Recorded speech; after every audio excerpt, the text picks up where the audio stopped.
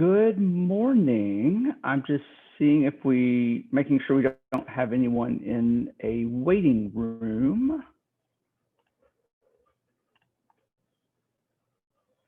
Always have to check all of that.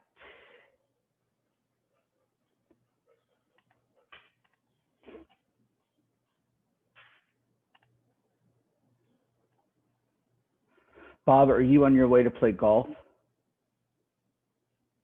Oh, you're muted. Sorry.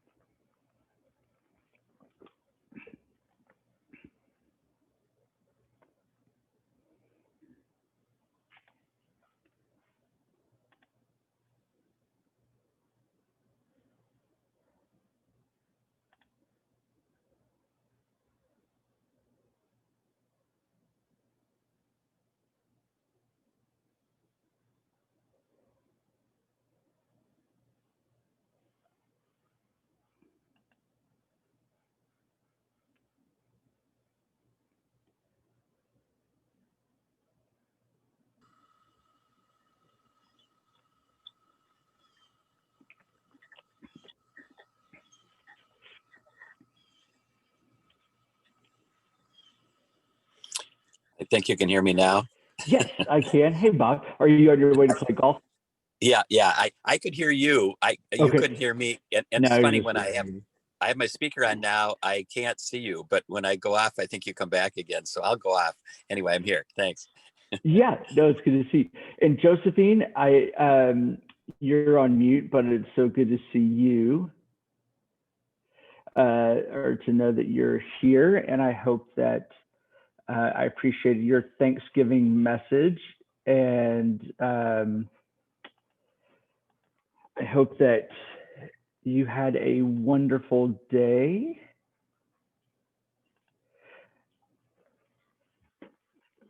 And yes, thank you, Dawson. It was wonderful. Only we missed going out to Immokalee. It was I just want, Stephanie and yeah, I, two peas in a pod, but we were okay. Thank you. good. Well, I'm glad, and I'm glad that you're safe. I think obviously that's the utmost importance. Absolutely. What is the YMCA doing in the midst of the pandemic? No problem. Stephanie's taking everybody's temperature. People are wearing masks. There are classes. Stephanie's doing Zumba, and it's business as usual, really. Good. Well, I'm glad to hear that. Well, it looks like it's a small group of us, and in December, that's not too surprising with all that's going on. So let's open with a word of prayer, and then I'll update you on a few things and see if we have any questions. Let's join our hearts. Loving God, we give you thanks for the gift of this day, and in this season of expectation, we are mindful of your presence with us.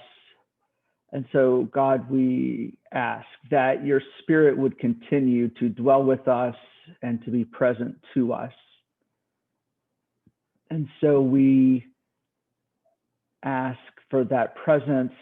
We ask for our awareness of that presence and to that presence.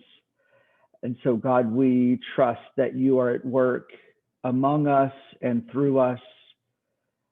And we trust, oh God, in that and through your love.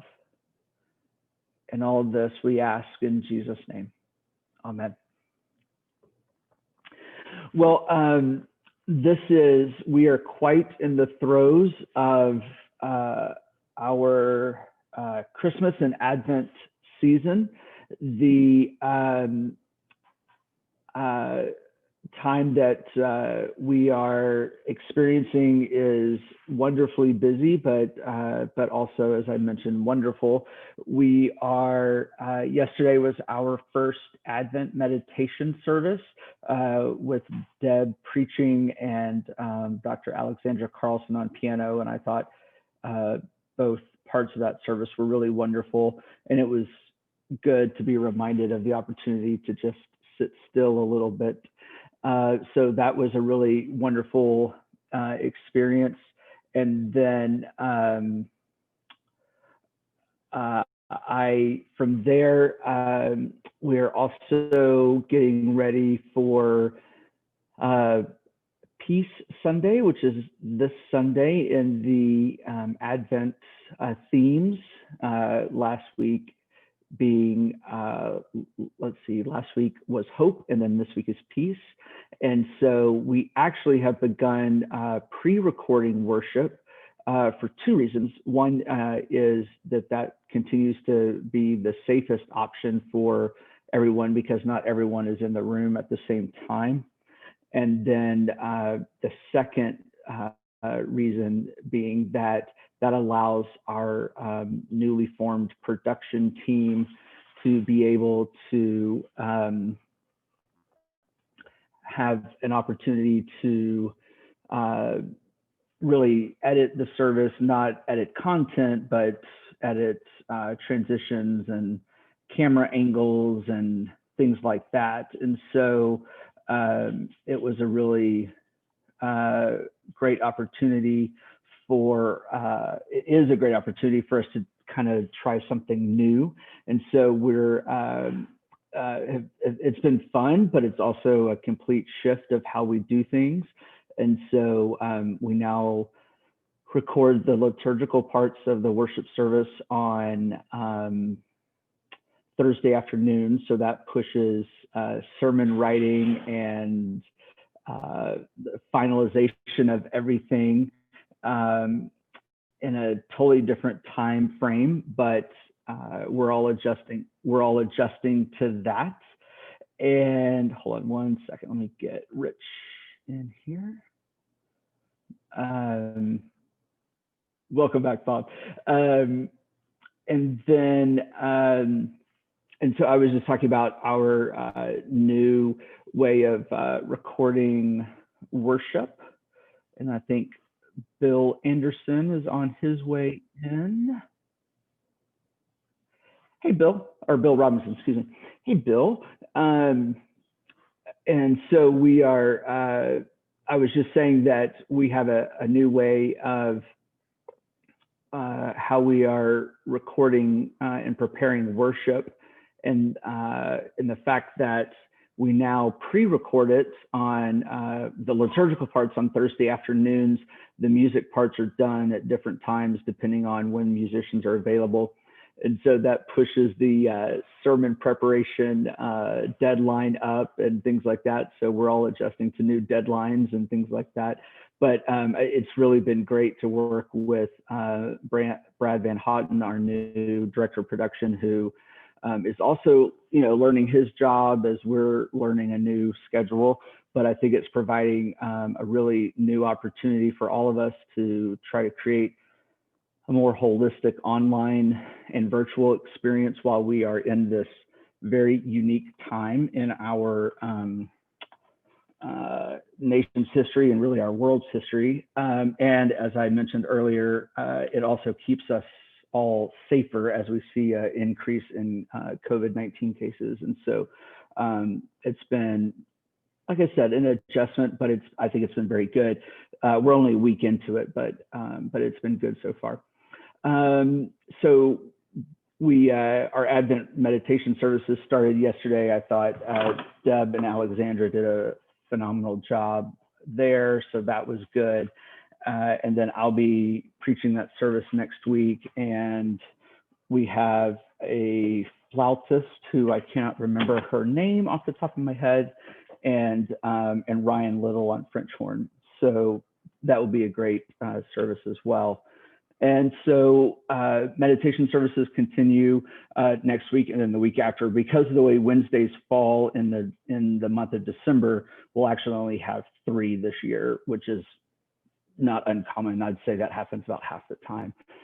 So that will be our Advent worship schedule. Something I'm excited about is on December 20th, Sunday, December 20th at 4 p.m. We're having a new event that we're calling the Blessing of the Christmas Tree, which is an event that Merrill Noble and Family Ministry is offering, but it's it's open to everyone, and it's an opportunity for people to talk about their favorite ornament and show a picture of their Christmas tree as it's decorated. If you've done that, mine is still not up yet, but hopefully this weekend. And that will be an opportunity for people to talk about a favorite ornament. And then Meryl will be teaching about the Christmas tree and its connection to our faith and how it's been through the ages. So I think that will be a really neat way of connecting the congregation through the season as well. And then, of course, this Sunday at 4 p.m., we have our annual Christmas concert, which is going to be a lot of fun. Becky and the music ministry have done a phenomenal job of shifting everything to online. And so that will be really great. And so, again, I've gotten to see a few things as they've come in, and it's really fantastic. So I'm looking forward to that. Again, an annual tradition of our music ministry for the holiday season. And then, speaking of music, on my December dates all run in my head. On December 13th, so a week from Sunday, is our Music Sunday, which we've put the final worship order together, and it's going to be a really fantastic service that I'm excited as well, because again, we've been able to move it to a virtual experience. And so all of those traditions that we're accustomed to have been able to remain in place. So we look forward to that and look forward to the ability to capture all of those experiences and deliver them online, as opposed to what we've been typically able to do in person. So we feel good about that. Christmas Eve worship will be, we're offering our family-friendly, kid-friendly worship experience that typically would be at 4 o'clock. We are recording that service, and it's a brand new pageant script, and actually it's in the form of a puppet show and interactions with clergy and things like that. So we'll offer that service.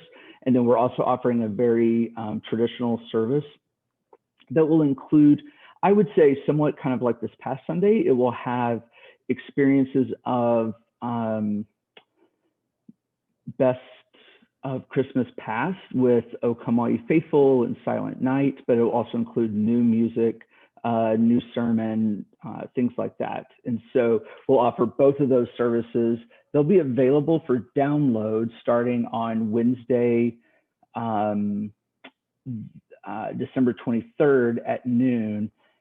And then we're also looking at the possibility of streaming them at certain times on Christmas Eve for those who would, for whom that would be an easier option as well. We're looking into that to see what that requires. And so we are kind of shifting as we go, because again, every day is a new day in this pandemic. So that is worship related. Are there questions or feedback about any of that? I'll go on and talk about lots of other things, but I just want to pause for a moment and see if there's any questions about that. All right. This has been an interesting week in the life of the pandemic and Bargain Box. Last Friday, we had a volunteer test positive for COVID-19. The good news is the volunteer is fairly asymptomatic and doing fine. And so we have, so they are in relatively good health, and there haven't been too many concerns there, except for the fact that they volunteered last Wednesday and were in contact directly, we know, with 5 volunteers and of course Sandy, our manager.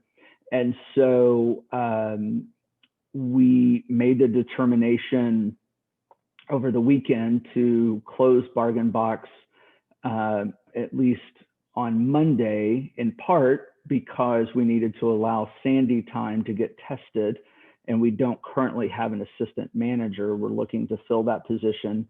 And also because Monday was due to be a 50% off sale, and 50% off sales, especially in December, are quite robust. And so trying to coordinate that with a potentially problematic situation, we just decided we needed to close the store. And so it's actually been closed since Monday. I can happily report, as of this morning, Sandy has had 2 negative tests and has had no symptoms. So we feel confident that she was not infected. And so the store will reopen in the morning. The delayed 50% off sale will happen next Wednesday. And so every volunteer was called personally by Sandy, and then we sent an e-blast through the person who handles the PR for Sandy, for the bargain box, sent an e-blast to all customers that the store would be closed temporarily, and for the 50% off sale is being delayed. And then another e-blast is going out today to say that we're reopening in the morning, and that the 50% off sale will be scheduled for next Wednesday. And so, I mean, it's in some ways it's similar to PCA, that when we experience a case of COVID-19, we respond in a certain way. I will say it was different dealing with volunteers than with staff. At PCA, we have a very clear protocol, but because they're staff, and that's a different way of handling things. But with volunteers, it's different. And so we encouraged everyone who was potentially impacted to quarantine, to reach out to their physician, and to potentially get tested. We felt like the risk was minimal because both the person who was infected and the volunteers were all wearing masks, but we still wanted everyone to be particularly careful. So we feel good that that situation was managed, and that the store will reopen in the morning. But again, all the things you learn in the middle of a global pandemic and trying to manage that. PCA has remained open. We have had to close 3 classrooms at different times due to a teacher being infected, but no children have been infected at any time. And so we continue to watch that. Both of those entities have, even with the PPP, paycheck protection or payroll protection plan from the CARES Act earlier this year, even with those additional funds, those 2 entities will likely, we believe in our financial models, probably struggle through halfway through 2021, but then we believe will turn around very quickly, as we hope the rest of the economy and society will, once the vaccine makes its way through our community and broader ways. So we feel confident that things will be going well there. Bill? What's the enrollment levels? At PCA? Yeah. I don't have the exact number, but I will say this, it has not dropped. I mean, is it still in the 120s? No, it's 160 something. Oh, okay. So it's a high level still. Yeah, it's almost, I mean, it's absolutely at max capacity, Well, I believe. If it's holding that level, shouldn't the revenue cover the expenses? Yes, except for we had lost time from being closed for 6 or 8 weeks. And then every time we close a classroom, for instance, the most recent classroom closure is that 2 weeks. So we have to close. On a cash to cash basis, ongoing, we're okay. Yeah, we're catching. Yeah, ongoing, but we're catching up for lost time. But for instance, just anecdotally, So the last classroom closure that we had, so we do it for 14 days, that may shorten now that the CDC has lowered the quarantine recommendation, but we close that for 14 days. So that's $5,000 of lost revenue a week for those classrooms. And then we have additional expenses for the testing of teachers and things like that, and disinfecting. I mean, so yeah, that's a good point, Bill. We're just, at this point, part of it is just making up for lost time. I didn't know if we were holding 50% enrollment. Yeah, no, it was interesting because I was curious when we reopened after being closed. I was very curious, as was Leanne, our director, about what the enrollment would do, and we chuckled. Like the first day it was 80 something, the second day it was 100. The next day it was like 120. I mean, it was just all of a sudden you could tell parents were like, okay, this is safe. I'm done with this. So, but yeah, and a lot of centers around town have not reopened is the problem. I believe that's the case. I know of one, or at least Leanne referenced one that actually never closed, but also had, I think, a higher infection rate among their staff.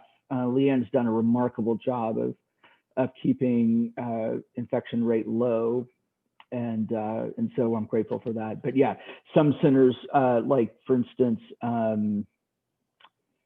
Funtime Academy reopened. It was closed, I think, all summer and just reopened in August, I believe. So different centers obviously doing different things.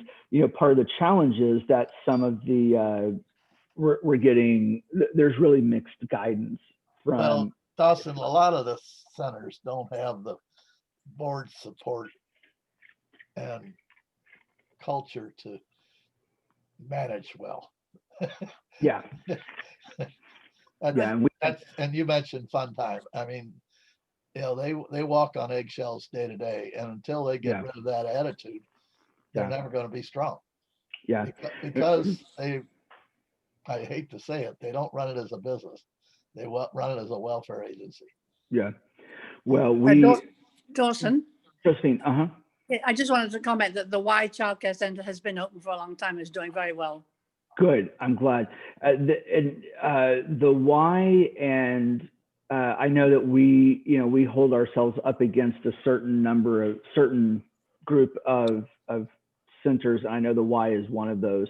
And so I'm glad to know that. I didn't know that specifically, but Leanne keeps me in the loop on certain just benchmarks. And so, like I said, we're fortunate that we're able to support them and make sure that all their bills are paid and things like that as they recover, really, I believe, through about the first half of 2021. But then we have hope about how things will turn around. We actually were just finalizing their budget, actually all of our budgets yesterday, which leads me to a third point, unless there's further questions about any of our entities. We're in all of the usual year-end festivities and activities, at least on the business side of things, meaning that our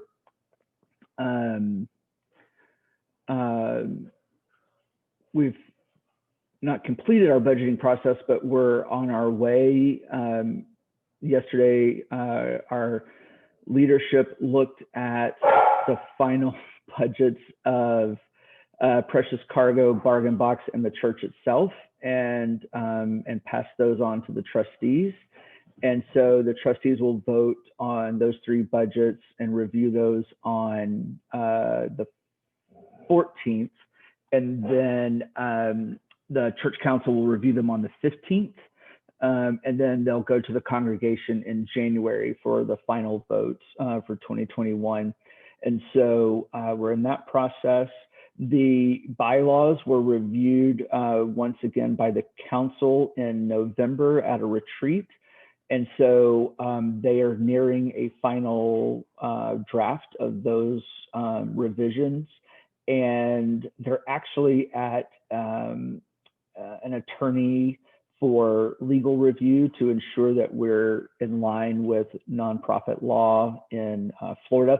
Kitty Keene, who is part of the bylaw task force, is an attorney, but not licensed in Florida. And so really at her request, we've reached out to an attorney that has expertise in this area. So she's reviewing those for us to ensure that we have that. And then they'll come back to us if there needs to be any changes due to legal review or any last minute changes. We'll do that at our December 15th council meeting, and then they'll go to the congregation in January for the annual meeting as well. And then we passed our nominating slate, but that always has additions, changes, those kinds of things that, frankly, that's a year-long process. But the general slate is coming to, well, has been through the council and will come to the congregation in January. So our bylaws, our current bylaws state that those, any items that have to be voted on by the congregation have to come to the congregation 2 weeks ahead of the annual meeting. And so those will be mailed out or emailed out, all of that information. And then proxy cards will be mailed out on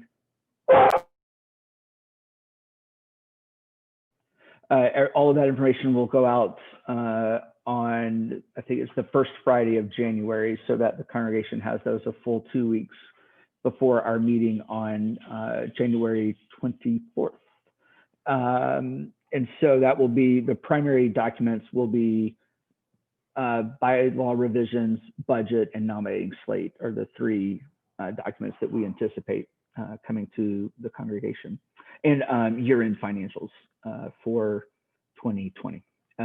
It's a quick or close to the books, but we feel fairly confident that we'll be able to do that. So that's what the staff is preparing to get out to everyone by the first week of January, by the end of the first week of January, so that we're within the bylaws and that the congregation has time to review everything before the annual meeting. Speaking of the annual meeting, because of social distancing, we are working to prepare that to be a virtual annual meeting. It gets complicated with voting because we have, just because you attend an annual meeting doesn't mean you have the right to vote, because you have to be a member to vote, and you could have potentially sent in a proxy. So we're working on a process that's what I'm calling kind of a dual system, meaning that the meeting will happen virtually, but you can send in a proxy, or you can vote not virtually, but by email, so that we can track each person, because some households have 2 or more members in the household. Some households have 1 member in the household with multiple people. You know, so we have to be able to track each vote, because it doesn't mean that each household gets 1 vote. It means there's multiple votes and potentially in each household. So we have to be able to track those and make sure that someone didn't send in a proxy and then is voting again, and you know, those kinds of things. So we're in the middle of figuring all of that out. Our technology team, I think, has come up with a really workable plan, and so we're kind of doing dry runs on that right now to make sure that that will be workable. But we want people to understand that and to be prepared for the fact that it will be a different type of annual meeting this year, to be able to honor the social distancing that needs to take place, but still be able to gather the congregation as best we can in a virtual manner. So that's those are the plans that we're working on. I'm not going to say they are done, but we are working on them currently. So we're taking care of that. Yeah. Dawson, have you decided to next in 4 years run the presidential election then too, with the way you're working this out? I know. I was laughing. I said to our leadership the other day, I said, well, we're going to kind of do dry runs like they did in Georgia, you know, to check everything for the election. And someone piped up and said, "I'm not sure I'd use that as an example." I said, "Yeah, okay, perhaps not." Okay, But I'll yeah, yeah. yeah, we're working hard to try to figure that out because we we're bebopping along and figuring out things about worship and all these things. And then at a staff meeting recently, someone brought up and said, "But what about the annual meeting?" And I was like, "Oh no, yeah, how do we do that?" So the staff has done a remarkable job of beginning to figure all those logistics out. But yeah, it's been just, again, one thing after the other. Or any questions about that or feedback, Bill? I saw you unmute. I just want to make sure. Condo associations through Becker and Polikoff have a ballot by mail program. By physical mail? But no, by electronic mail. Okay. Yeah, and it's their package, I think, is around $700. Mm-hmm. May not be cost productive for one meeting a year, but we use it now to take a owner vote on an almost monthly basis through Right. this electronic system. So you might want to go to BP Law or whatever it is and look at their vote by mail program, because there's probably a similar package. Can you do me a big favor, Bill? Would you just send me a quick email about that? Because that may be a better system or a more efficient system. And we don't spend a lot of time worrying about voter fraud or things like that in church annual meetings, but we want to ensure that the congregation is fairly represented and that the rules in our bylaws are followed. It's too hard to get a truck into our parking lot to dump ballots. Right, exactly. So we don't want people dumping ballots into the trash bin in the back of the lot. So we just want to be careful and to respect what our bylaws call for. And so we believe the steps, but honestly, Bill, we haven't done anything where the train has left the station. And so that may be a more effective and efficient system. So I would appreciate that. Sure. Thank you for that feedback. Because, I hadn't thought about that, but you're totally right. HOAs, many of them may be doing this already and doing it better. So I'm happy to learn from any of that. Let's see. The next thing I wanted to tell you about is our new executive director, Mark Harmon, not the actor, but Mark Harmon started yesterday, and he was in back-to-back meetings yesterday with lay leaders and staff, and he finished the day with a budget meeting. So I'm hopeful. I'm still at home because I was doing some writing this morning, but I'm hopeful that he did come back today. I haven't gotten confirmation of that, but I think he did. And he is already a great addition to the team, is a great spirit. He comes to us, as I've talked about previously, but he comes to us with a museum background, which if you think about his role, he will be overseeing human resources, finances, our campuses, the thrift bargain box, and reception. And so having a museum background is actually a really fantastic background. And he's done that most of his career, has bachelor's and master's degrees in that type of management, but has at this point in his life really wants to focus on something that's deeper and more meaningful to him personally. So when he saw our job posting, it really spoke to him and wanted to make this shift. And so he relocated from the other coast over the holiday week and first part of this week and began yesterday. So we're excited to have him. I'm excited for the help, and we're just trying to not overwhelm him too much in his first couple of days. But he is already, like I said, is a great addition. And David Kaiser Cross is consulting with us to help train him and shift that part of David's portfolio over so that then David can actually retire. And so David is equally, if not more so, excited about Mark's arrival. And so we will actually, I'm working on a way to introduce Brad Van Houten, our director of production, Maria Hayes, our excuse me, my phone was going off. Our controller and Mark to the congregation in ways that you can see their faces, since we're not all together. So we're actually probably looking at maybe a video in the new year or interviews or something so that people can see them. I'll be introducing them in person to the council on Tuesday the 15th. So I'm looking forward to that. Again, all of them are tremendous assets to the congregation that we're really fortunate to have with us.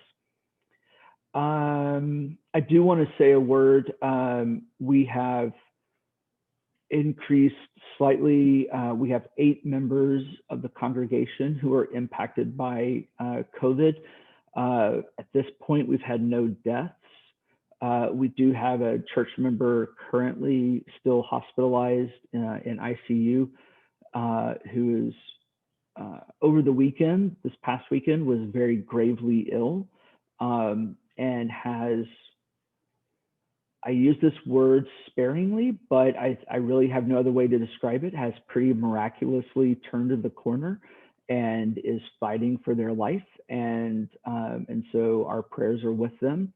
And we continue to be in touch with their spouse and continue to push hard on their behalf. And so I mean, the number of family members, friends that have been impacted, you know, beyond our congregation is tremendous. And we hear about that. We have the parent of a church member currently hospitalized at NCH North. You know, so we're trying to provide as much pastoral care as we can in those situations as well. We have a wonderful, so I continue to covet your prayers for all of those who are working for, well, I think now continued research for vaccines, but really those who will begin to distribute it as the CDC and FDA sign off on them. And so we have a reopening task force that's chaired by Ann Olson, our immediate past moderator, who's done a remarkable job alongside Dr. Richard Ryder, who's a member of our Board of Deacons and a retired physician, as well as, John Ballou, the chair of our Board of Deacons, are the 3 lay people. And then we have 3 staff people who are part of that reopening task force as well. The council has set the policy about when we will reopen. This task force is charged with, when we do reopen, what does that look like? What does social distancing look like? What do disinfecting procedures look like? I mean, they really have looked at everything from the air conditioning system in our sanctuary to the disinfecting of restrooms. I mean, again, Anne has done a remarkable job of helping lead that effort. Again, just to remind you, the policy that we're following is the Harvard Global Health Initiative, which gives each county in the United States green, yellow, orange, red. Collier County, I would say 4, if not 3 weeks ago, was hovering in the low yellow, nearing green, and I was getting moderately hopeful. And we're now very much in the red because of the increase in cases really across the country. And I expect that we'll remain that way through probably mid first quarter of next year. And then I think we'll see it come down fairly rapidly. Our policy is after 2 consecutive weeks of green that we'll be back open in person. And depending on what we see happening in the nation and in the community, we may not have to have many of those precautions in place, but we're prepared for them if we do, or if the council changes our policy, we're prepared if we do. So again, my deep gratitude to Ann Bill, did you have something? Are And Bob, are you getting a pulse of what other people in the market are doing? I saw where Vanderbilt Press is open. I don't know what their limitations are. Maureen's has been open, and I see a full page ad or half page ad for First Press where you have to make a reservation. right. Are you all gathering that information? We do. I would say two things that we do. I mean, we kind of keep a general pulse on that, and just through formal and informal relationships in the community, and then we're on a lot of those church mailing lists. You got to spy on your competitors, as you understand, Bill, and so we are watching what others are doing. I also learned of a church that's not far from ours that offers a mask-free worship experience on Sundays, which I was pretty stunned by. Excuse me 1 second. I will be right back. I have a dog that just grabbed something off of my counter. Excuse me 1 second.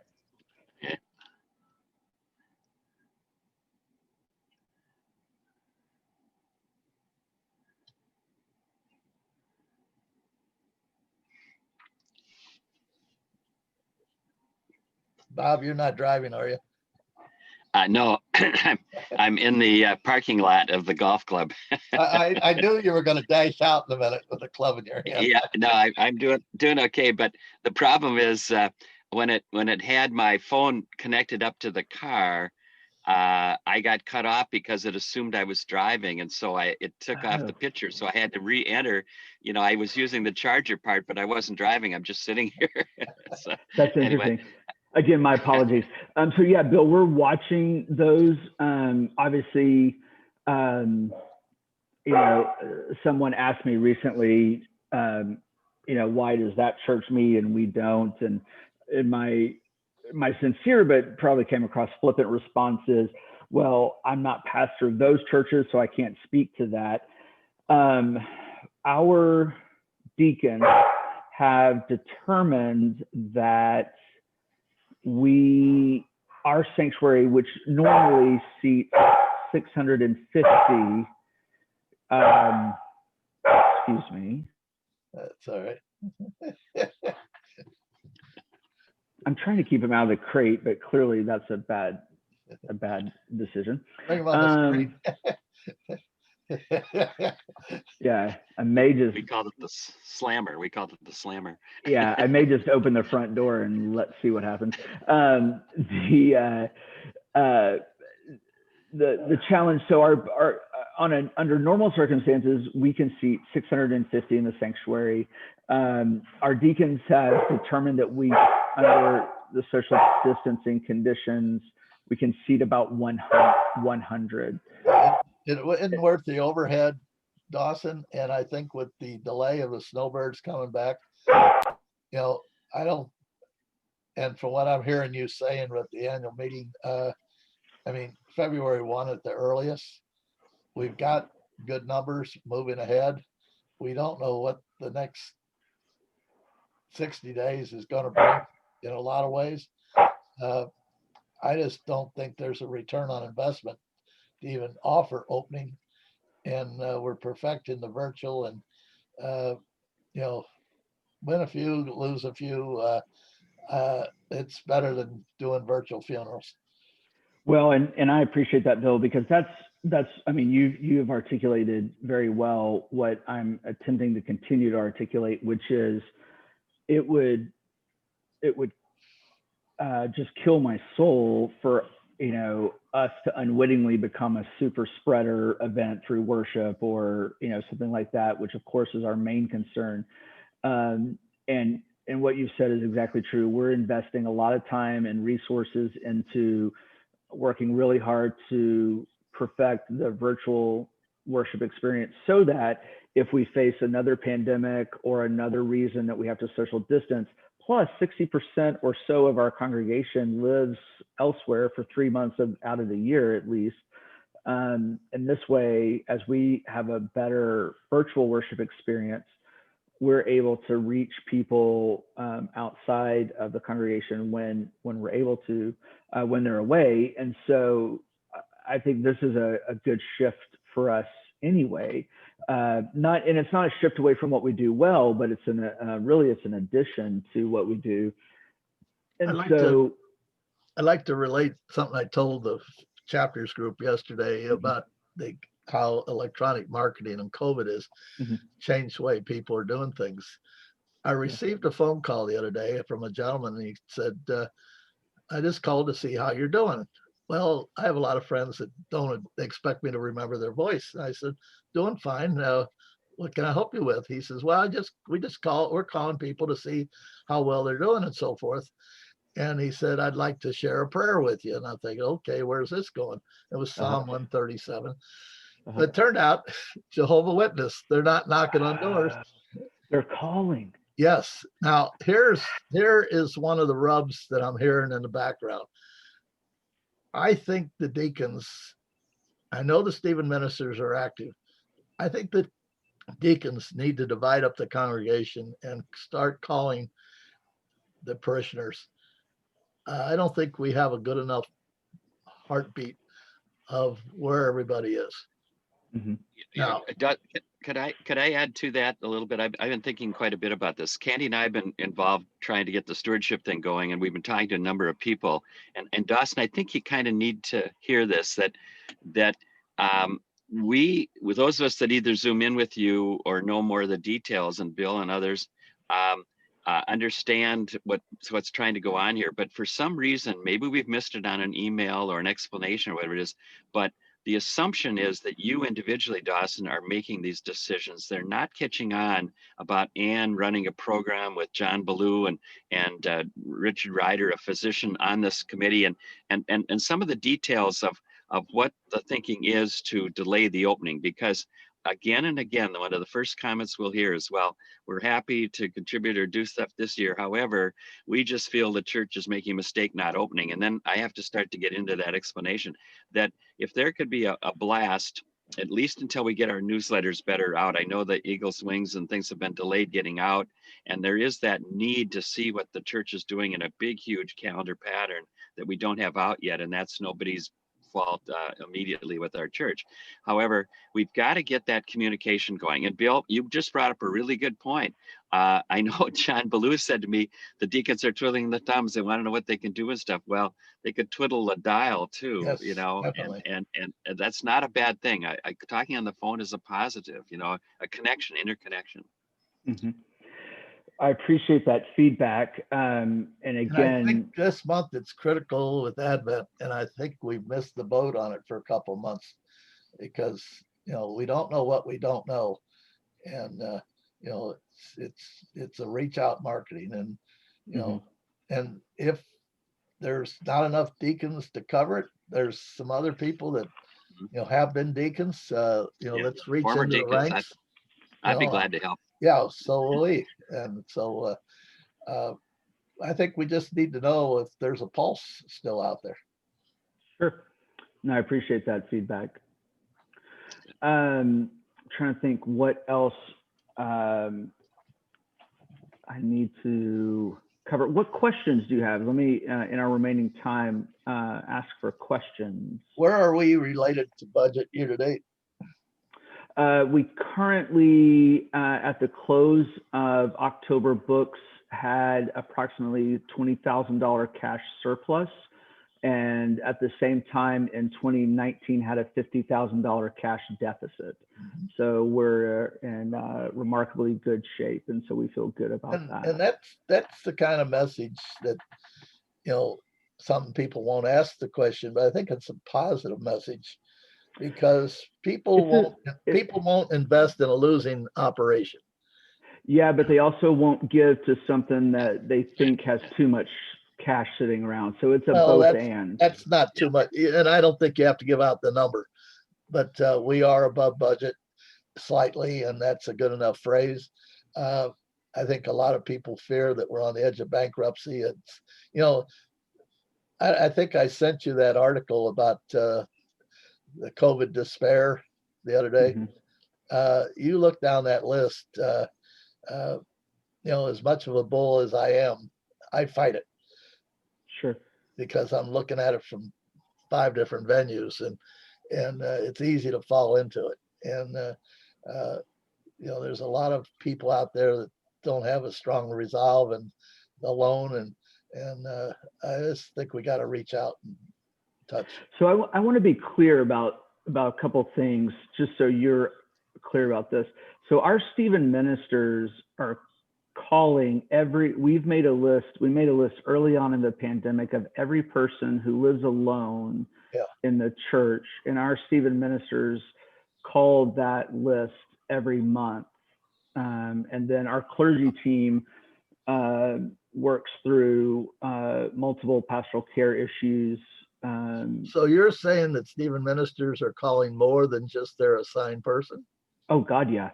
We've called almost every person except leadership in our congregation. Oh, well, that's new news, because it's actually not, Bill. I've talked about it in multiple communications and in multiple. Yeah, but there's an assumption that Stephen ministers a one-on-one situation. But if you're saying they're reaching out from their different acolytes, then that's something maybe the deacons should be helping them doing. Perhaps. I mean, because that's the role of a deacon. It depends on how you view the role of the deacons. Yeah. Okay. Dawson, my only comment there was that if the message while they're doing this, I didn't know how many they're able to reach. It's wonderful. And I heard they were doing some of this. But if their message could also bring in that, again, kind of a reminder, almost a weekly reminder, is here's where we kind of stand with our committee making a decision when to reopen. The reopen word is the first thing that hits people, So I want to be clear that the opening task force is not making the decision about reopening. The reopening decision is made. It's about 2 consecutive weeks of green, because what we wanted to do, which I communicated on behalf of the unanimous decision of the council from August, is 2 consecutive weeks of green, and because we wanted a universal thing that everyone could reference across the board. And so I've communicated that at least twice, once in video, once in writing, throughout the fall, and we'll continue to. But good. I think that's the point. Continue to. Good. Well, I think the reopening is secondary to how are we doing with the here and now, that we don't lose people before the reopening. It's like you blow up a balloon, let the air out, and blow it up a second time. It's not as strong. And I think the touchy-feely contact is more critical than addressing the reopening. I think people are wise enough to know that 50% are going to say, yeah, we need to open sooner, and 50% saying no, even if you open, I'm not coming. But Bill, I differ a little bit in the fact that you still get all those people that say, but my so-and-so friend just down the block's church does this. And it's just what we were talking about earlier, craziness of not even wearing a mask, but they do get that nudging, funny feeling around them, And that's why I think erring on the side of safety is much more valuable than keeping up with the Joneses. Yeah, but we don't want to lose our congregation in the meantime, and there are some of those that are that disgruntled. Yeah, and there's a lot that we're not even reaching electronically, which I think the telephone is still a lifeline. And I just, it's that pulse that I'm looking at from a business aspect, that it's what we don't know. I also want to push back against not reaching them electronically. So when the pandemic began, we were sending 1 e-blast a week. Yeah. And we now send 8 a week. Oh, I understand that, Dawson, but I want to give you I want to give you some statistics, Bill.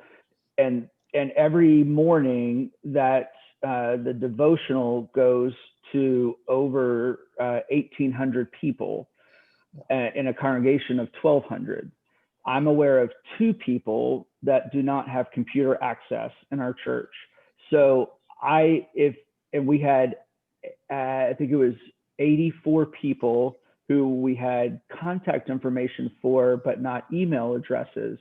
And so we engaged the deacons to call all 84 people to say, we have your contact information, but not your email address. Okay. One of those was an officer of the church, by the way. And so we were able to collect more, but I think a significant misnomer in our congregation is, oh, people don't have email or people don't have access. That's simply not the case. And so it's an effective and affordable way to reach a lot of people with a lot of information. And I think I really agree. I think the message is that we're reaching out to 1,800 people and A day.